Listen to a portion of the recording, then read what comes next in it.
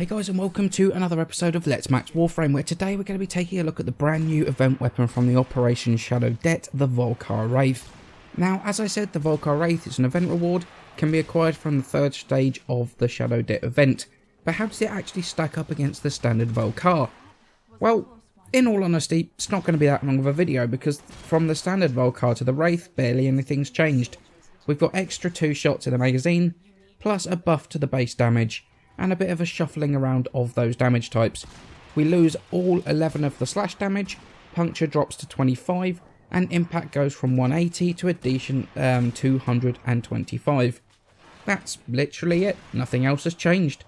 So since I did a review on the standard Vulkar recently, I'm not going to go through it all again, since the Wraith is exactly the same, so I'm just going to link the original video in the description below. Although something I did miss in that original video, the Vulkar, and obviously its Wraith counterpart, can stagger most units that it hits and doesn't kill, even if it doesn't proc impact, meaning that it can be very helpful in stopping those heavy units like techs and heavy gunners from shooting when they're fully spooled up. Now, I do want to quickly say that the absolute 100% best thing about the Vulkar Wraith is the noise. It sounds absolutely incredible, and they have done an insanely good job with the sounds of the shots. Now, there is one thing that I dislike very, very much, and that is the colour of the centre part of the sniper scope, the actual dot for the crosshair, which is a problem that, to be honest, the standard one suffers from as well. It blends in far too much in most of the tile sets, and to me, looks too similar to the outer 4 dots, meaning that occasionally I find myself aiming using one of those 4 outer dots, rather than the inner one. So, we've got yet another thing to add to the ever-increasing list of colourblind problems in Warframe that doesn't seem like it will ever be addressed. Okay, so let's move on to starting to mod the Vulkar Wraith. Now, it comes with a V polarity as standard, however we're going to add 4 former, ignore the 5, I messed up slightly while I was doing my formering, but we're going to add 3 Vs and a dash. Now, pretty much this is going to be exactly the same build as the standard Vulkar. Serration, split chamber. We got Point Strike, Vital Sense, Lasting Purity, and 2 11-point Elementals, which are going to be for the heavier units of each faction. So we're going to go with Radiation for the Grineer. I'm going to go Pure Toxin for the Corpus, which is going to include the Dual Stat, the Malignant Force, and for the Void, we're going to go with Corrosive, and if we're going to go Corrosive Projection Void, we're going to go with the Viral Damage. Now, this build, I've actually got Shred on here, which is a new mod I've been trying out. It does increase your combo counter quicker, and it adds the punch through, which is really, really nice for the sniper rifles. But this is going to be a personal preference thing. There is a little bit of leeway in terms of the Vulkar and the Vulkar Wraith in terms of some personal preference mods. I personally don't like the 3-second reload. So I would actually put Prime Fast Hands in here. This has actually been formatted in such a way that it allows me to do both of these builds.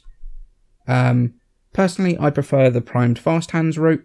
However, it can be pretty much a sort of choice between the two.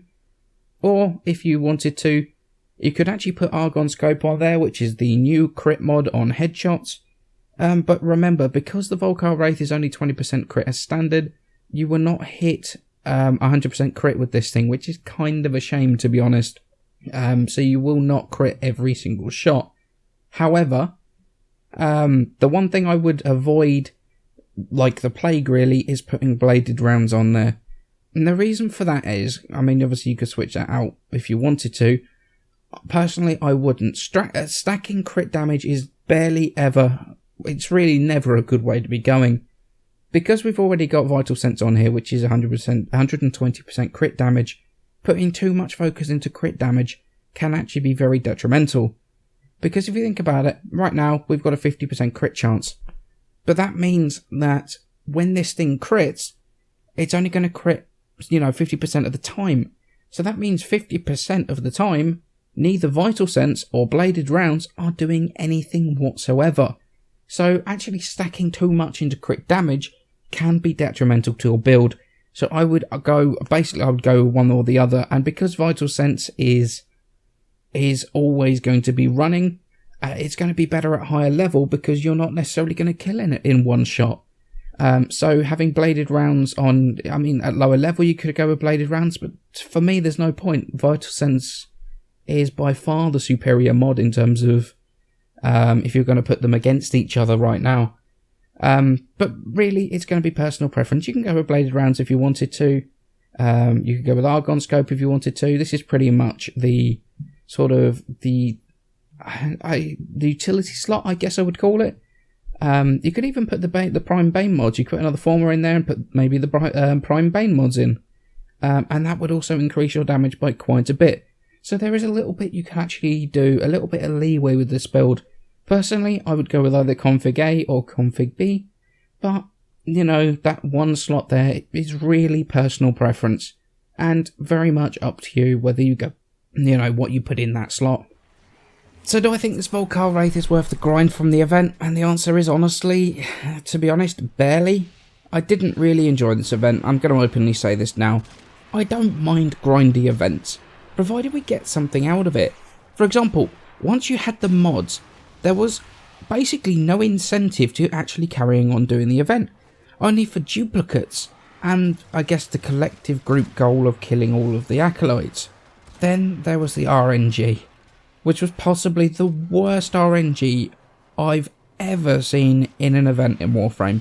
I managed to get 31 hydraulic crosshairs in a row before I even got a silver mod. It was absolutely ridiculous.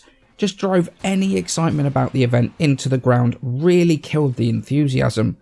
That added to the fact that the majority of the acolytes were kind of pathetic and were just stunned or slowed or frozen to death. Just meant that the encounters were so disappointing. I loved the idea of this event. I loved the way it started, and I kind of love the way it ends. That defense is actually pretty fun. But the grind of killing those acolytes, it just made this event that it's the first one I gave up on halfway through.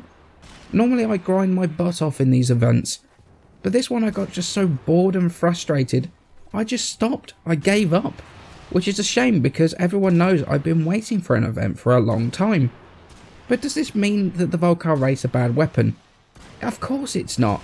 If you loved the original Vulkar, you're going to love this.